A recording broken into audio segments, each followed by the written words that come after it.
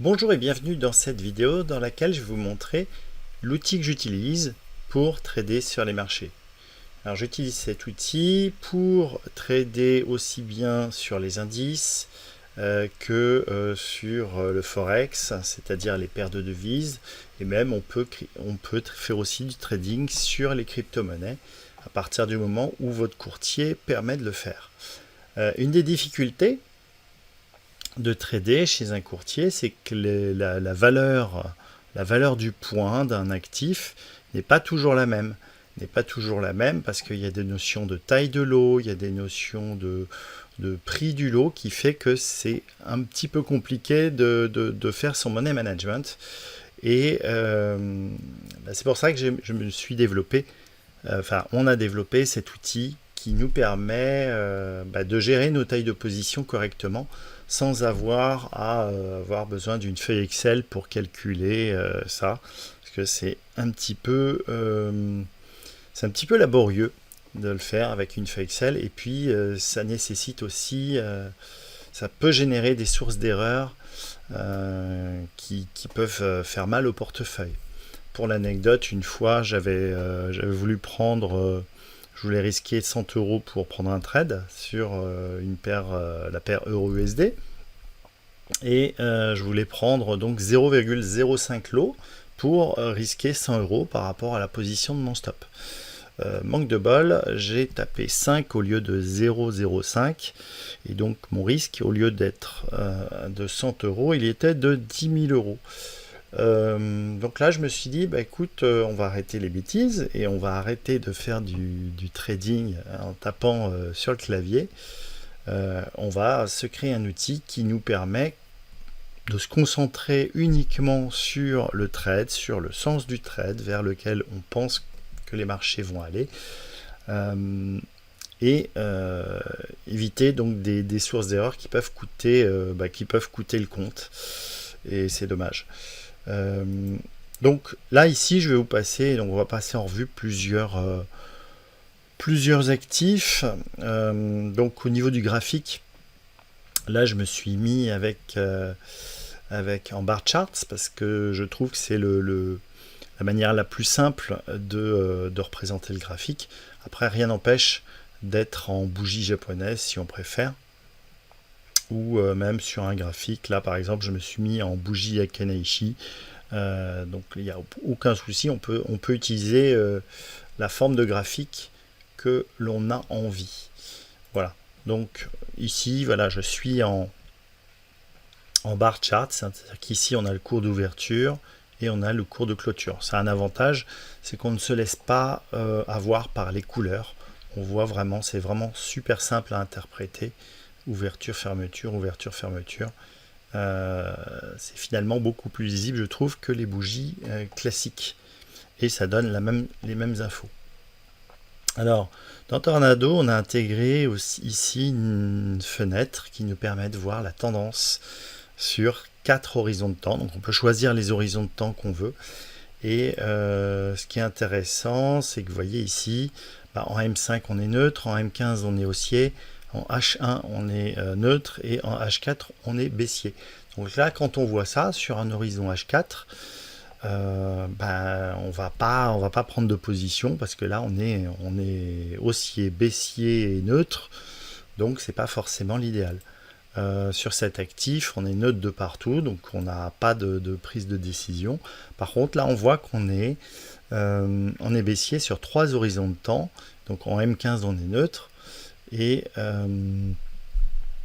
par contre, on est bien baissier en M5, en H1 et en H4.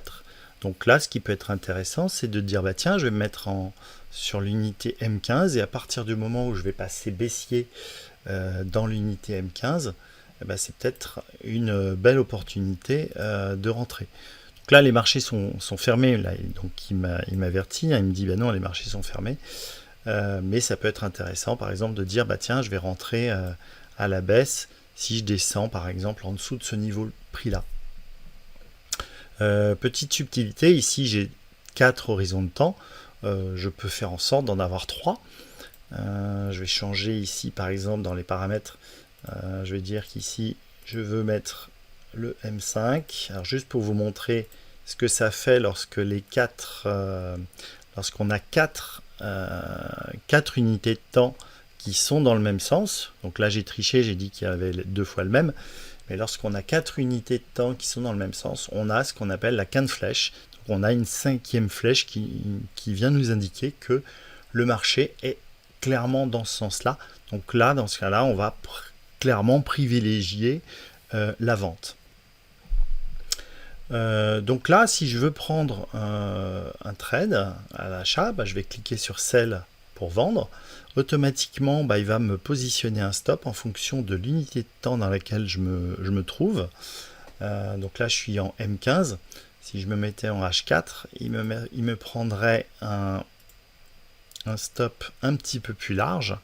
Voilà, puisqu'il va le faire en fonction de la volatilité par rapport à l'unité de temps dans laquelle je suis. Donc il n'y a pas beaucoup de volatilité puisqu'on est en range là. Et vous voyez là par exemple on est à 183 pips. Il me calculait une taille de position de 0,08 lot. Et puis si je me mettais en M15, hop, il y a une volatilité plus petite. Donc là, je vais pouvoir prendre une plus grande taille de position puisque j'ai un stop plus serré. Voilà. Après, donc je peux aussi dire non, finalement c'est à l'achat. Là, il me positionne donc le stop loss et le take profit. Alors on peut masquer la couleur pour bien voir où est le pour bien voir le graphique, et on peut aussi décider d'ajuster le stop loss pour le mettre un petit peu plus bas. Voilà, je vais le mettre par exemple, je vais le mettre en dessous de la bougie. Donc je vais enlever le mode automatique ici et puis je vais monter la taille de mon stop ici. Voilà, automatiquement vous avez vu que le take profit remonte. On a aussi des paramètres qui nous permettent de protéger les gains, c'est-à-dire que là, dès qu'on va arriver à ce niveau d'objectif, on va sécuriser automatiquement notre trade. Et puis on a aussi la possibilité de faire que le take profit s'éloigne. Au plus on se rapproche, au plus il s'éloigne. Et évidemment, dans ce cas-là, on remonte automatiquement le stop loss. Donc voilà pourquoi j'ai développé cet outil Tornado. Autre fonctionnalité, c'est d'avoir la possibilité de voir le carnet d'ordre avec les ordres qu'on a soumis, et puis on peut venir clôturer manuellement un ordre, clôturer les ordres qui sont en profit, clôturer tous les ordres, ou sélectionner le trade qu'on veut et le mettre à break-even, c'est-à-dire protéger la protection pour ne pas perdre d'argent. Voilà, donc on peut ensuite venir rapetisser ici la fenêtre pour voir le cumul des gains ou des pertes qui sont en cours sur l'actif qu'on est en train de regarder. Lorsque donc on a le calcul du stop loss automatique, surtout le calcul de la taille de position. Vous voyez qu'ici je suis à 0,35 lot. La taille minimum de lot c'est 0,01 lot chez ce courtier sur cet actif, mais sur d'autres actifs on va être à un lot minimum et la valeur du point va pas forcément être évident. D'un courtier à l'autre ça change. Si je vais par exemple sur les indices, vous voyez qu'ici un point c'est à 2,50 $. Enfin la plus petite taille de position va représenter 2,50 $ du point. Donc en fonction du capital, là, si je prends par exemple une position à l'achat, hop, voilà, il me positionne ici mon stop loss, mon take profit, et j'ai le même risque ici, quel que soit l'actif que je vais trader. Donc là c'est pareil, je peux Alors là, par exemple, par rapport à mon capital, je ne peux pas prendre de trade. Donc là, il me calcule 0 comme taille de lot. Pourquoi? Parce que pour positionner un stop à 47 points à 2,50 €, à 2,50 $, bah, j'ai pas assez de capital puisque j'ai dû mettre un... là, je dois avoir un risque à une centaine d'euros. Donc, je ne peux pas prendre de trade. Voilà, il refuse que je prenne mon trade. Après, je peux venir modifier mon paramétrage pour dire non, mais j'accepte de prendre un peu plus de risques, mais il faut aller faire la démarche pour forcer. Et donc, si vous n'avez pas le capital par rapport à votre pourcentage de risque, le mieux c'est de ne pas trader. Si par contre je vais sur une unité de temps inférieure, voilà, si je me mets en M15, ben voilà, là je vais pouvoir prendre mon trade. Donc mon risque il est plus élevé puisque je risque. Alors, il est moins élevé puisque je vais mettre un stop plus près, mais j'ai les probabilités que je me fâche tous chez mon stop sont plus fortes. Donc, l'idée, c'est pas de rapetisser le stop loss pour pouvoir prendre la position, c'est de mettre son stop à un niveau intelligent et qui soit compatible avec votre trade. Si je décide d'agrandir ici mon stop, bah là je suis à 27 points, donc la taille de position elle va pouvoir être de 0,01 lot. Si j'augmente la taille de mon stop, bah, jusqu'ici tout va bien. Je peux encore, mais vous voyez que là, à partir du moment où je dépasse 41 points, voilà, 39 points, bah, jusqu'à 39 points, je peux prendre mon trade. Donc là, j'ai un stop ici. C'est pas ici que je voudrais le mettre, c'est là. Donc là, la seule alternative, c'est éventuellement de venir forcer la taille de position. Mais l'autre alternative, c'est de ne pas prendre le trade. Voilà, d'attendre d'avoir un capital qui corresponde à la stratégie et qui corresponde à votre niveau de risque. Donc on peut venir faire des exceptions, mais si on commence à faire des exceptions, c'est potentiellement des mauvaises habitudes. Voilà. Donc voilà ce que permet Tornado. Si je me mettais par exemple sur du M5, je vais avoir une taille de position hop en automatique. En M5 je vais être très serré, donc ça va pas forcément être une bonne idée. Et sur cet actif, bah, effectivement je vais pas avoir assez de capital pour pouvoir prendre un trade de manière compatible avec mon capital. Donc bah, soit j'augmente mon capital en étant un peu plus patient, en ayant un niveau de stop qui soit compatible avec mon capital, soit je vais trader sur un actif qui est compatible avec mon capital. Et voilà.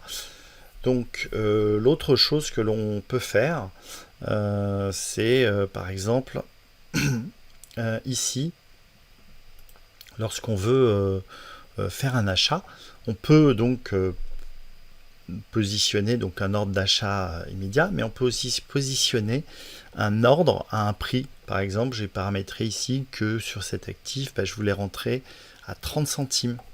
Lorsque l'actif sera à 30 centimes, je vais attendre un retracement pour entrer en position, soit à l'achat, soit à la vente. Par exemple, je vais dire bah, si je vais faire un achat, donc hop, voilà, je vais faire un achat, hop, voilà, donc le niveau de prix, le niveau de prix d'entrée, il sera ici, et le risque sera là. Voilà, je vais rentrer en achat à 0,30, mon stop loss sera à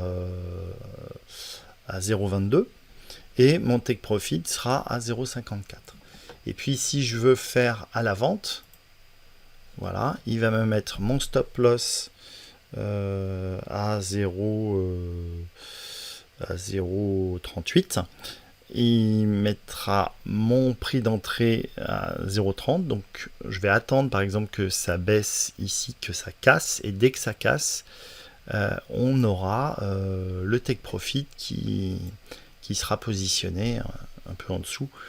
Donc là, on n'est pas forcément bien parce que sur un, on est quasiment à zéro. Donc pour qu'une paire aille à zéro, c'est pas forcément ça va pas forcément arriver. Donc là, en l'occurrence, c'est pas forcément. Oui, on est sur le Ripple. Donc déjà, faire de la vente à découvert sur des cryptos, c'est pas forcément une bonne idée. Puisqu'on risque de perdre le risque est infini par rapport au gain. Donc sur les cryptos, la vente à découvert, c'est plutôt à bannir. Après, sur le forex, pourquoi pas, puisqu'on est sur une paire par rapport à une autre. Voilà. Donc, voilà ce que je voulais vous dire sur cet outil. Donc, si on passe en revue les autres choses que l'on a avec Tornado, on a les pivots. On peut afficher les pivots, ça peut être intéressant. Voilà, ici j'affiche les pivots et les pivots intermédiaires. Alors pourquoi c'est intéressant? C'est que ça nous permet, à partir du moment où on casse les pivots, généralement on va chercher le pivot supplémentaire, le pivot supérieur si on casse par le haut, ou le pivot inférieur si on casse par le bas. Et donc ça peut être aussi, ça peut faire partie des stratégies qui sont assez efficaces, de dire voilà, j'attends la cassure d'un pivot et dès que je repasse au-dessus, je vais rentrer en position pour aller chercher le pivot suivant. Voilà. Donc vous voyez, on va de pivot en pivot. Même les pivots intermédiaires sont des pivots, sont des niveaux intéressants. Alors je parle des pivots mensuels parce que ce sont ceux qui sont utilisés par les institutionnels. Et donc ils sont puissants d'efficacité. Donc après, pour améliorer et pour augmenter les signaux, on peut utiliser des indicateurs comme celui que j'ai mis sur le graphique, voilà, qui est ici, celui-là, qui est en fait qui fonctionne comme un stop loss. Un stop loss d'achat et un stop loss de vente. Voilà, donc par exemple, on a la ligne bleue qui sert de stop loss d'achat. Ça veut dire que si on est à l'achat ici et qu'on casse ce niveau de prix là, on va sortir de position parce que là on est clairement plus acheteur. Et donc effectivement, on rebondit, etc. et on recasse, mais vous voyez que derrière, ça se recasse la figure. Et là, on n'est plus acheteur et vous voyez qu'on reste dessous les deux stop loss. Donc là on est en vente, et tant qu'on ne recasse pas ce stop loss de vente, on peut rester en position, de vente. Donc ça, c'est ce que permet aussi ces indicateurs. Ça vous permet de vous conforter. Ici on est clairement à la baisse, on va privilégier des ordres de vente. Voilà, et puis on va se positionner plutôt en vente, donc avec un niveau de stop qui va être là, qu'on peut ajuster, et puis on va avoir des ratios risk-reward qui vont être calculés automatiquement de manière à avoir des choses rentables. Et vous voyez ici, comme je suis sur une unité M15, il va me calculer donc un stop loss à 45 points, ce qui me fait une taille de position de 0,35 lot. Si je décide de me mettre sur une unité plus grande, bien forcément le nombre de points le nombre de points peut augmenter. Voilà. Là, ah oui, il n'augmente pas puisque j'étais en manuel. Voilà. Mais en fonction de, voilà, en fonction de l'horizon de temps sur lequel je suis, là je suis en H1, donc en 1 heure j'ai 148 points. Si je me mets en M5, donc avec 148 points, on a une taille de position de 0,10 lots. Et puis, si je me mets sur une unité plus petite, je vais avoir un stop loss beaucoup plus serré et donc une taille de position plus importante. Donc c'est pas forcément une bonne idée de se mettre sur des unités de temps très courtes. Après, ça dépend de votre style de trading. Mais voilà. Donc ça vous permet de vous simplifier la vie et de ne pas vous prendre la tête avec quelle est la valeur du point, quelle est la taille de position minimale. Donc quelle est la valeur d'un point. Donc là on sait que sur cet actif on est à 6 centimes du point. Donc si on cherche à gagner une centaine de points, on sait que notre risque il sera de 6 dollars. Donc ce qui permet, même avec un petit portefeuille, de pouvoir trader sur cet actif. Hop, voilà. Donc on peut, donc vous voyez ici j'ai l'ordre open et si j'avais défini un prix, par exemple je peux définir de rentrer un prix ici pour dire je veux rentrer à ce niveau de prix là, et à ce moment là ici j'aurai pas open mais j'aurai submit qui sera affiché, et de toute façon je vais voir le niveau de prix, donc que ce soit un achat immédiat ou un achat différé, je vais voir quel sera le prix d'entrée à partir du moment où je confirme sur Open ou Submit. Et quel sera mon objectif. Donc si je le fais par exemple sur... j'avais paramétré sur...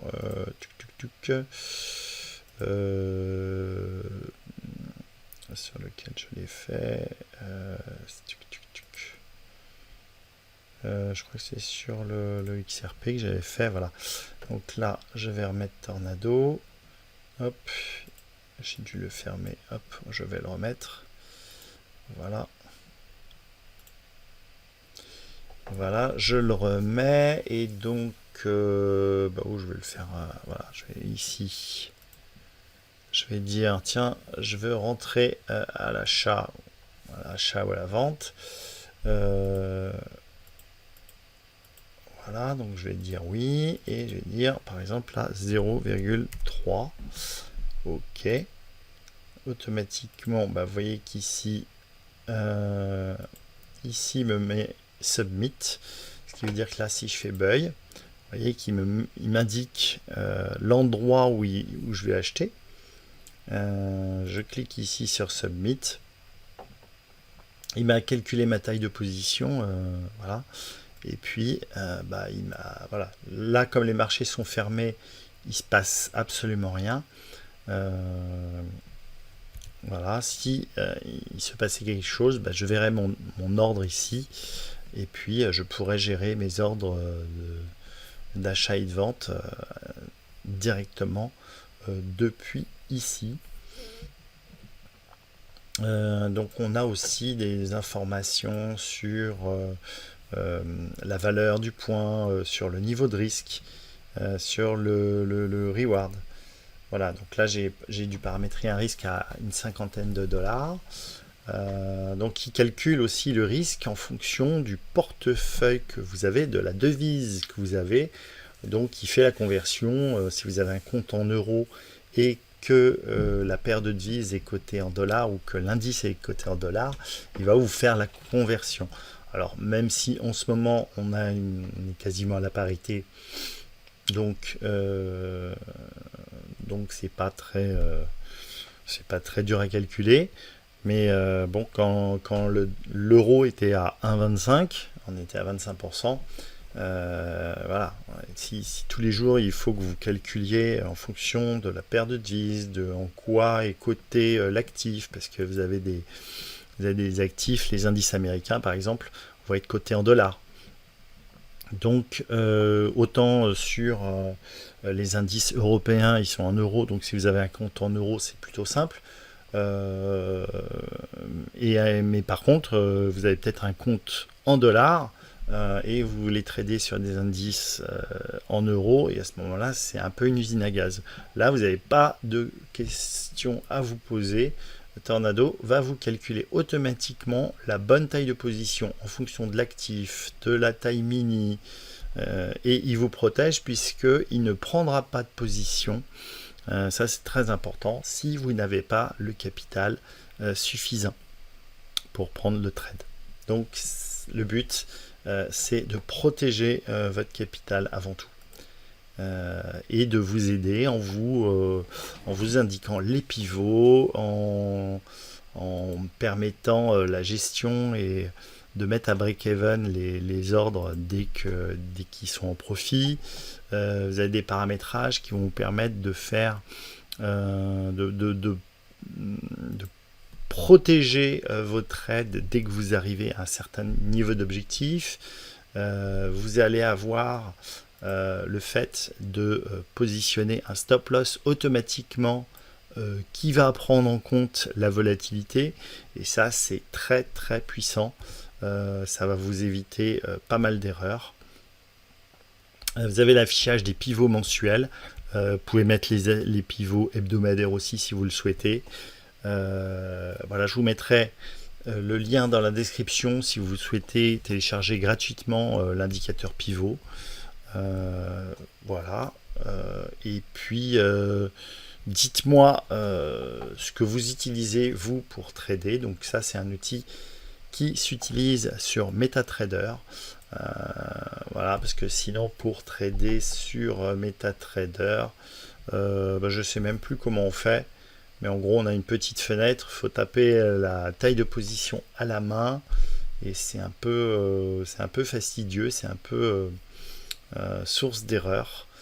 Voilà, en fait, on fait nouvel ordre ici. Et puis vous voyez que c'est un petit peu lourd. Donc stop loss, on met le niveau du stop loss, la quantité, on met la taille de position, il faut choisir le symbole ici. Enfin bref, c'est un peu c'est pas très ergonomique. Il y a une autre fenêtre qui existe, etc. Mais c'est surtout source d'erreur. C'est que là, vous n'avez pas à taper la taille de position, c'est Tornado qui vous le calcule. Et donc vous pouvez vous concentrer sur votre trade et pas sur le fait de vérifier est-ce que j'ai bien tapé la bonne taille de position.